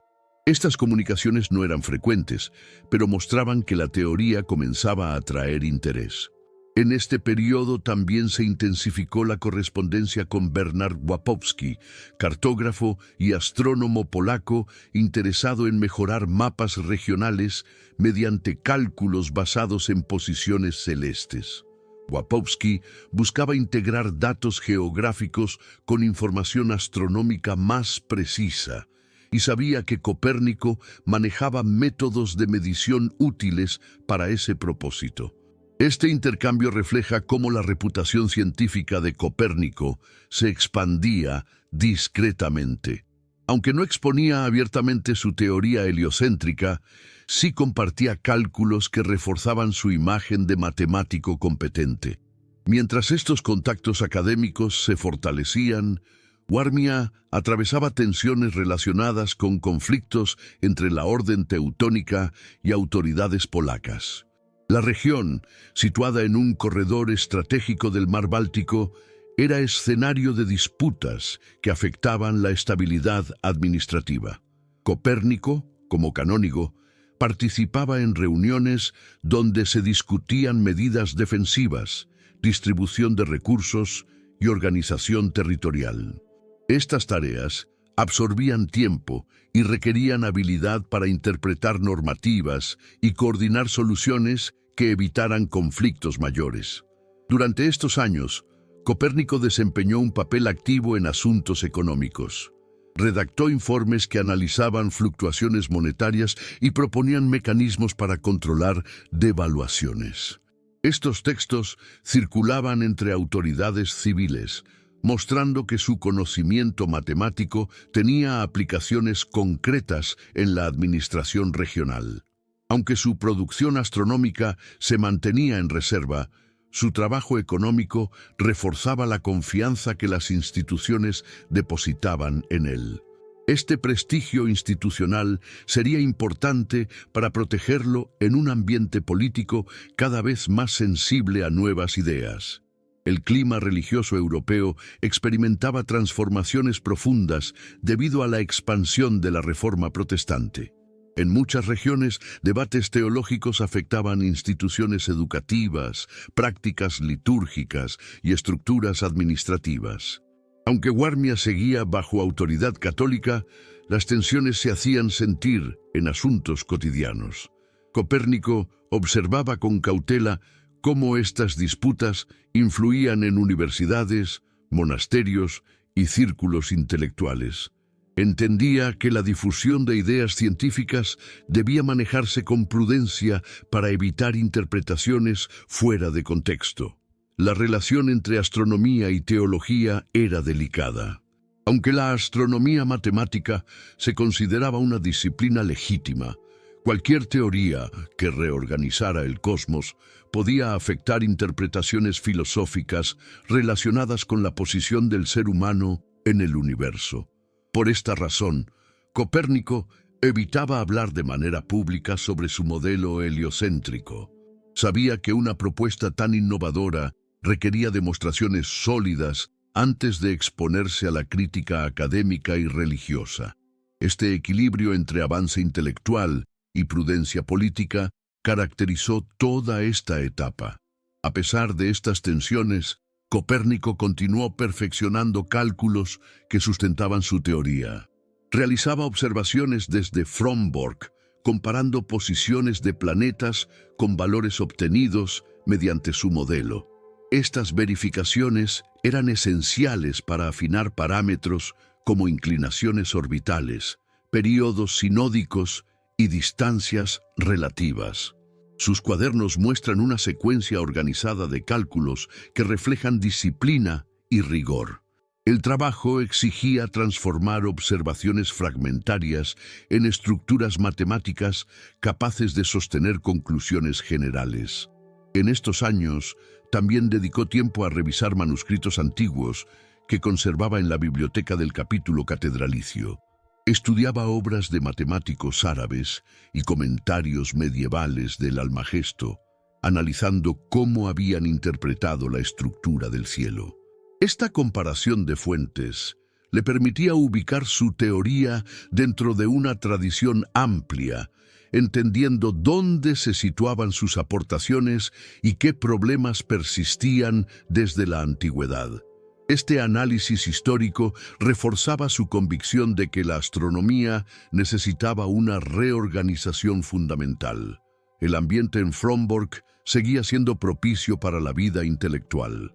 La catedral fortificada ofrecía espacios donde podía trabajar sin interrupciones, especialmente durante el invierno, cuando el aislamiento permitía concentrarse en manuscritos y cálculos. Copérnico desarrolló una rutina que alternaba obligaciones administrativas con horas dedicadas a revisar tablas astronómicas. Esta disciplina silenciosa se asemeja al trabajo de un artesano que pule cada pieza hasta obtener un modelo sin irregularidades. Durante este periodo, Copérnico también participó en tareas de defensa territorial. Warmia enfrentaba amenazas externas, por lo que las autoridades locales solicitaron su colaboración en asuntos logísticos y administrativos. En una ocasión, trabajó en la supervisión de fortificaciones y en la organización de suministros destinados a proteger poblaciones vulnerables. Estas actividades muestran su capacidad para aplicar conocimientos de geometría y planificación en problemas prácticos que afectaban la seguridad regional. Al mismo tiempo, comenzó a surgir un interés creciente en universidades alemanas por reformas en la enseñanza de la astronomía. Profesores buscaban métodos más precisos para calcular posiciones celestes, lo que generaba discusiones sobre la necesidad de actualizar tablas antiguas.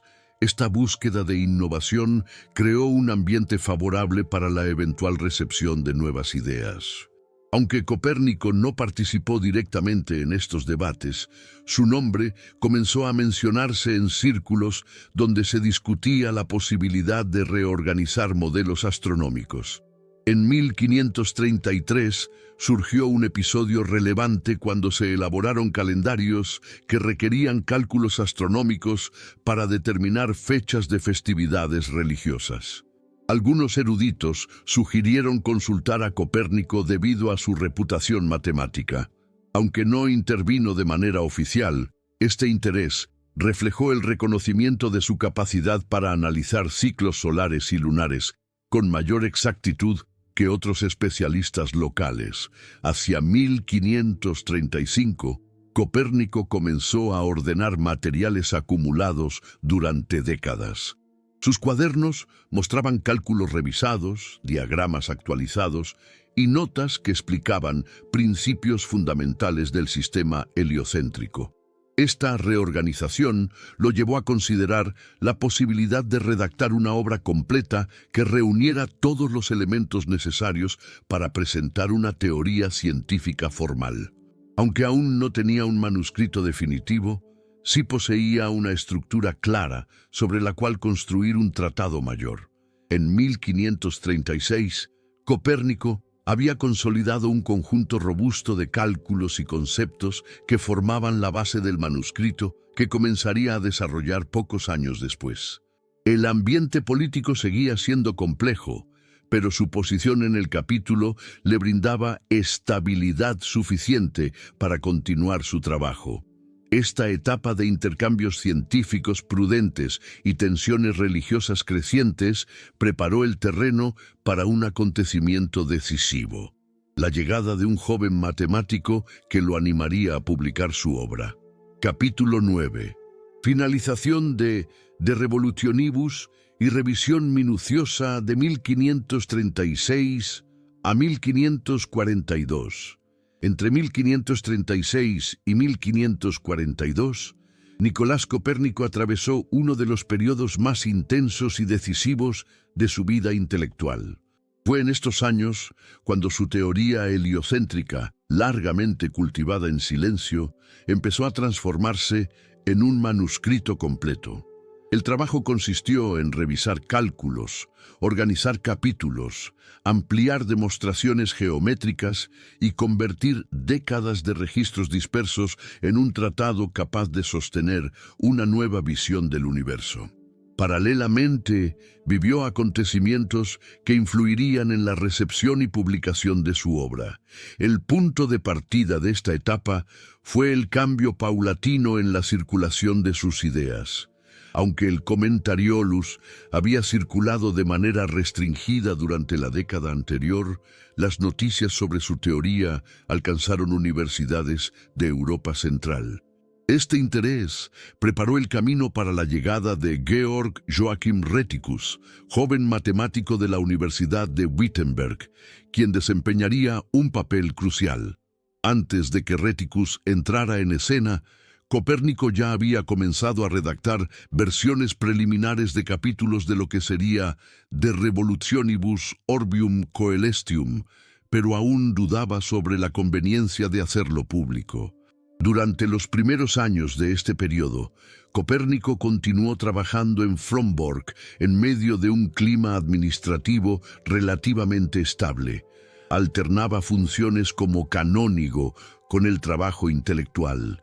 La torre donde tenía su estudio se convirtió en un espacio repleto de cuadernos, tablas y esquemas geométricos.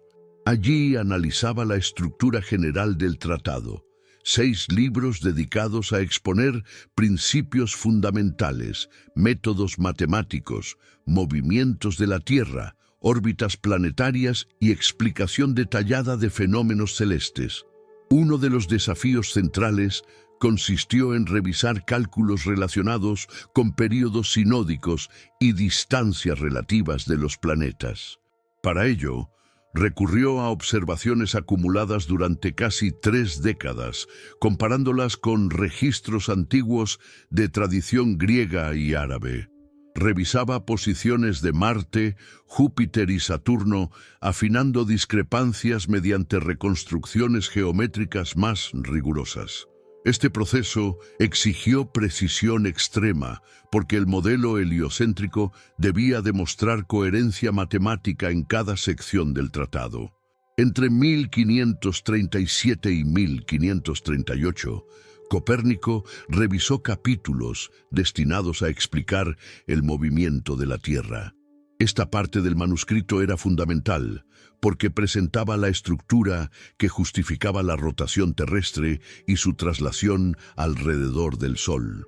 En sus esquemas, la rotación diaria aparecía como la causa del ciclo de día y noche, mientras la traslación explicaba la sucesión de estaciones.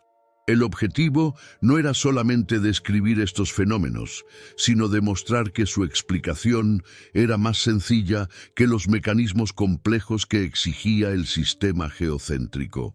Durante estos años también trabajó en capítulos dedicados a la trigonometría. Copérnico elaboró una tabla trigonométrica propia que permitiera calcular posiciones con mayor precisión. Esta decisión refleja su intención de ofrecer herramientas matemáticas que sustentaran de manera autónoma su teoría. La elaboración de esta tabla exigió cálculos detallados que comparaban ángulos y radios, fortaleciendo el rigor de su método. Mientras avanzaba la redacción, Warmia continuaba enfrentando tensiones derivadas de conflictos territoriales. Copérnico participó en algunas negociaciones administrativas y colaboró en la gestión de recursos locales. Aunque estas tareas interrumpían temporalmente su trabajo científico, también le ofrecían periodos de relativa estabilidad entre momentos de actividad política. Este equilibrio permitió que siguiera organizando el manuscrito con disciplina. Un acontecimiento decisivo ocurrió en 1539, cuando Rheticus viajó a Frombork para conocer personalmente al astrónomo. Su intención era estudiar directamente el sistema heliocéntrico y animarlo a publicarlo. La llegada de un matemático joven, formado en ambientes donde la reforma impulsaba debates académicos más abiertos, representó un estímulo inesperado para Copérnico. Rheticus examinó extractos del manuscrito y quedó impresionado por la coherencia del sistema. Este encuentro marcó el inicio de una relación intelectual que impulsaría la publicación de la obra. Durante los meses siguientes, Rheticus estudió el manuscrito y realizó preguntas que obligaron a Copérnico a explicar ciertos detalles matemáticos.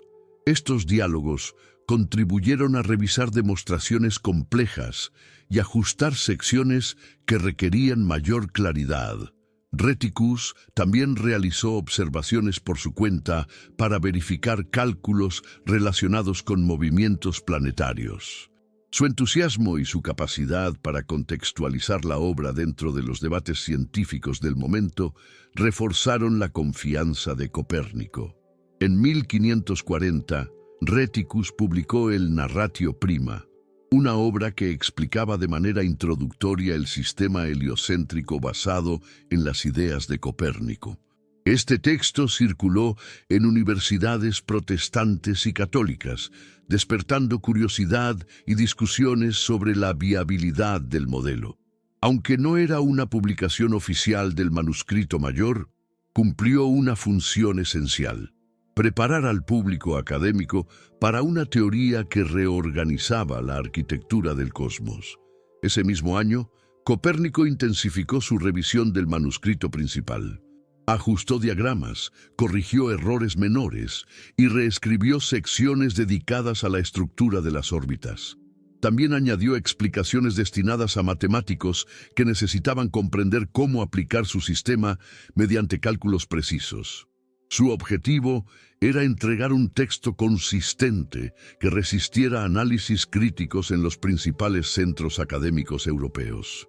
Hacia 1541, Copérnico autorizó a Rheticus a llevar el manuscrito a Nuremberg, ciudad donde operaban impresores especializados en obras científicas.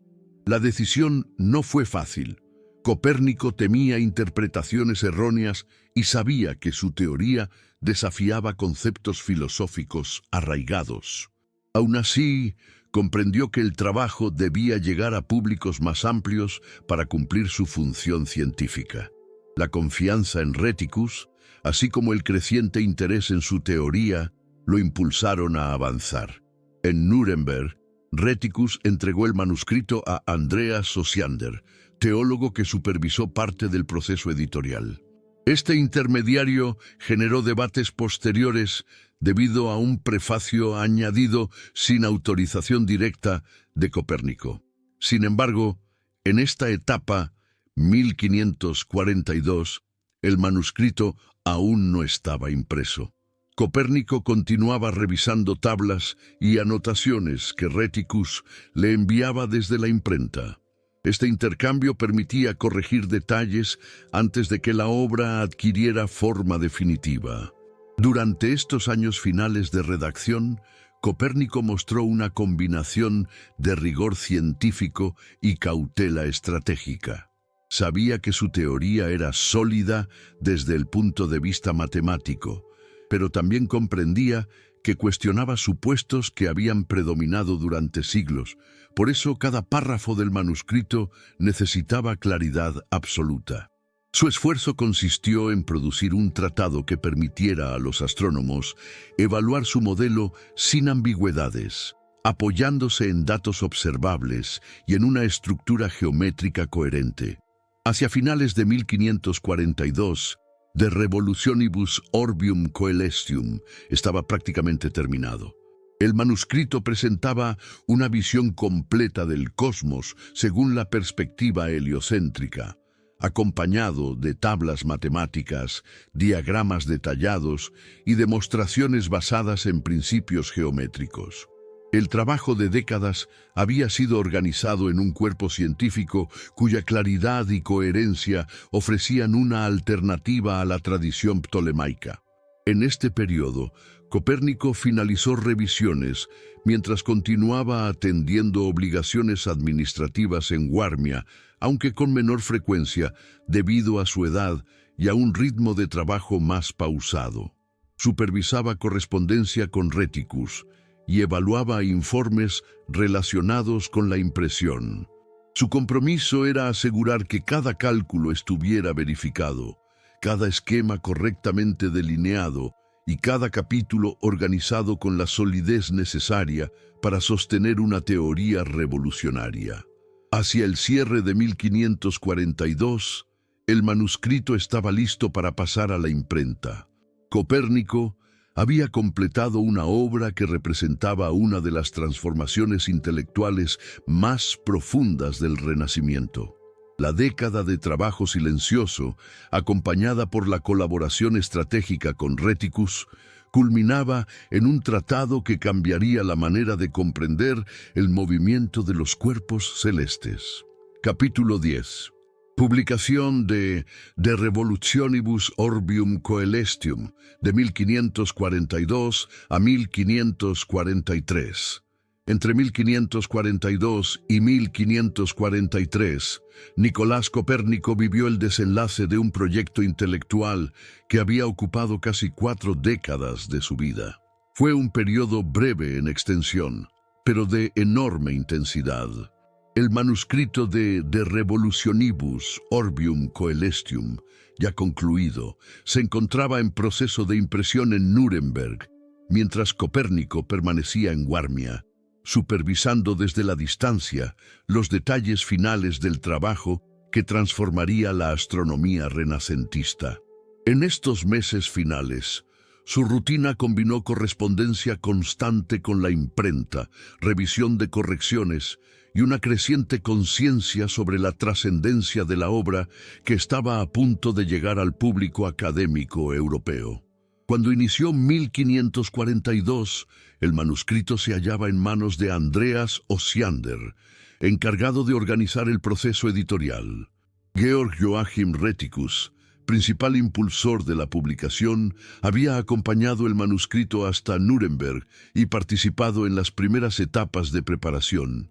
Sin embargo, una vez que Rheticus tuvo que trasladarse a Leipzig para asumir un puesto académico, Osiander quedó como figura central en la coordinación de la impresión.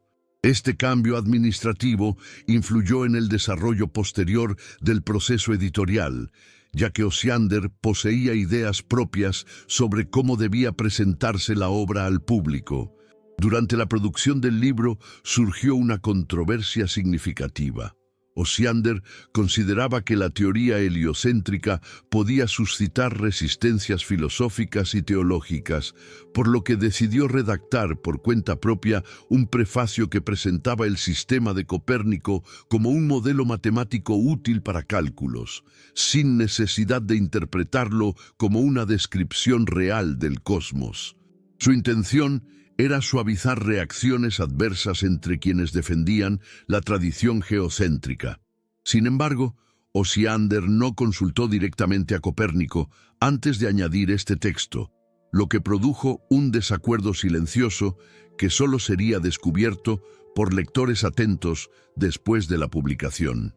Mientras tanto, Copérnico permanecía en Frombork, concentrado en revisar las últimas correcciones enviadas desde la imprenta.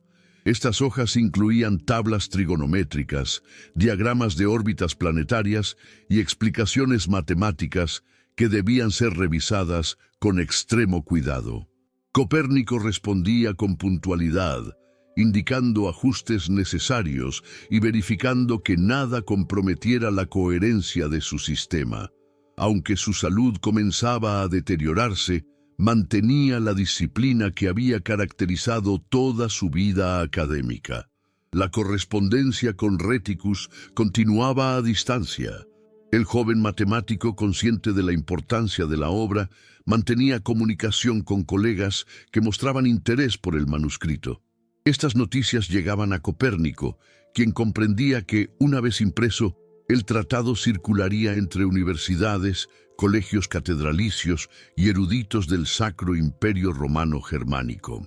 La posibilidad de que su teoría fuera estudiada y debatida más allá de Warmia representaba para él un logro científico significativo.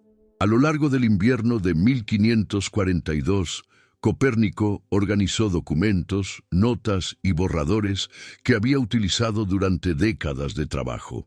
Este proceso de ordenamiento le permitió comprender la magnitud del esfuerzo invertido. Revisó cuadernos antiguos donde había registrado observaciones tempranas, cálculos preliminares y comparaciones entre modelos astronómicos tradicionales. La lectura de estos documentos mostraba el trayecto de su pensamiento, desde la insatisfacción inicial con las tablas medievales hasta la construcción de un sistema capaz de reorganizar el conocimiento astronómico. En estos meses, la imprenta de Nuremberg avanzó en la composición de los primeros pliegos. Las páginas incluían diagramas impresos con cajas tipográficas especiales, diseñadas para representar órbitas circulares y relaciones geométricas entre cuerpos celestes. Este tipo de diagramación exigía precisión técnica y una coordinación estrecha entre impresores y supervisores académicos. Aunque no podía estar presente, Copérnico recibía informes detallados sobre el progreso de la obra. La salud del astrónomo, ya avanzada su edad, comenzó a mostrar signos de fragilidad durante esta etapa. Aunque seguía trabajando, sus actividades se volvían más pausadas. Los miembros del capítulo catedralicio lo asistían en tareas administrativas y se aseguraban de que pudiera dedicar tiempo al seguimiento de su obra. En Frombork, Copérnico vivía con la serenidad de quien culmina una tarea largamente meditada, consciente de que su contribución científica alcanzaría el público académico en breve. A principios de 1543, las primeras copias impresas de Revolutionibus comenzaron a salir de la imprenta. La obra se dividía en 6 libros que abordaban la estructura general del cosmos, la geometría necesaria para los cálculos, los movimientos de la Tierra, las órbitas planetarias y explicaciones detalladas sobre fenómenos celestes. Aunque el prefacio añadido por Osiander suavizaba su impacto teórico, el cuerpo principal del texto presentaba de manera clara y rigurosa el sistema heliocéntrico tal como Copérnico lo había concebido. En Nuremberg, el libro despertó inmediato interés entre impresores, matemáticos y eruditos. Algunos solicitaban copias para universidades de Leipzig, Wittenberg, Basilea y Viena. El tratado comenzó a circular entre lectores especializados que reconocían la audacia y el rigor del sistema. Su estilo matemático, preciso y estructurado, reflejaba décadas de trabajo que integraban observación directa, análisis crítico y elaboración geométrica. Mientras el libro se imprimía, Copérnico permanecía en su residencia de Frombork, rodeado de manuscritos y cuadernos que narraban su trayectoria intelectual.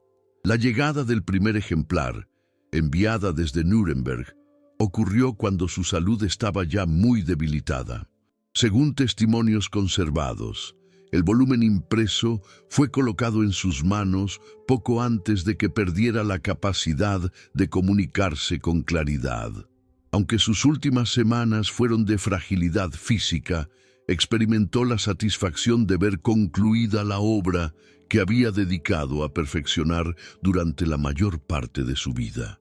La publicación de Revolutionibus Orbium Coelestium en 1543 representó un acontecimiento que cambió el curso de la astronomía europea.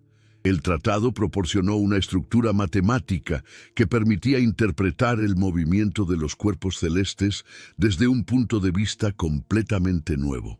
Su sistema heliocéntrico, sustentado en herramientas trigonométricas y diagramas geométricos, ofrecía a los astrónomos un marco conceptual capaz de explicar fenómenos que habían desafiado a generaciones enteras de estudiosos. En Frombork, las últimas semanas de vida de Copérnico se desarrollaron en un ambiente de calma. Aunque ya no podía revisar cálculos ni escribir comentarios adicionales, sabía que su manuscrito había sido preservado en forma definitiva. El tratado viajaba hacia universidades y centros de estudio donde sería evaluado, discutido y comparado con los modelos tradicionales. Este reconocimiento llegaba en un momento en que Europa experimentaba debates científicos, filosóficos y religiosos de gran intensidad. Hacia mediados de 1543, las copias impresas de Revolutionibus estaban circulando de manera activa. Aunque generaría controversias en décadas posteriores, su publicación representó la culminación de un esfuerzo intelectual extraordinario. La obra, presentada con precisión matemática, abría un camino para futuras investigaciones sobre la estructura del cosmos. En estos meses conclusivos, Copérnico logró ver finalizado el proyecto que había guiado su vida desde la juventud. Con el libro impreso y distribuido entre eruditos europeos, su teoría heliocéntrica adquirió existencia material y comenzó a generar impacto en círculos académicos. El periodo comprendido entre 1542 y 1543 quedó así marcado por la transformación de un manuscrito privado en una obra pública destinada a modificar la historia de la ciencia. Así que llegamos al final de otro video increíble. Si te gustó, suscríbete al canal y compártelo en redes sociales. Esto nos ayuda a mantenerlo activo. Aquí tienes otro video que te gustará. Nos vemos allí.